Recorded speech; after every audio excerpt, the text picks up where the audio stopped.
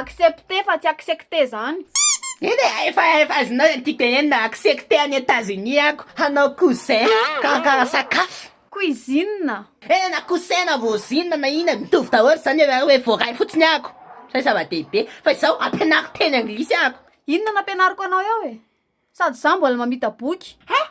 Mitady amaly Morneny a, fino ty atanao e. tsy miala toy ka tsy mahay teny anglais ampianao ka. Ao fa mpianatra ary aho.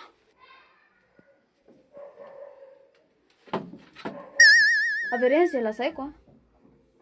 Good morning. Mitenena mafy un peu plus fort.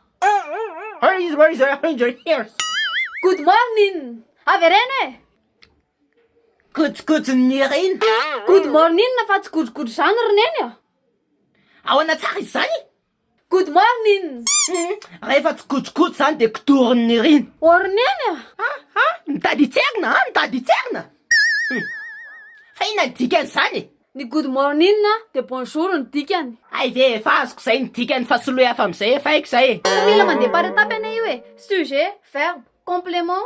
Sady ny zavatra ataoko aniny cuisiner de zavatra momba ny cuisiner ohatra ny hoe fatapera, vilany, sarpon, anana reny zao vakaika poka reny tiako avadika teny anglisy. De matavy moramora amin'ny teny anazy vao tany sarotra be ka. Ny dikany fatapera amin'ny teny anglisy zao de charcoal stove. Ka le teny hoe fatapera neny asaiko avadika mba tsy resaka tôvatôvanao zany. Ka charcoal stove roneny ny dikany fatapera amin'ny teny anglisy a.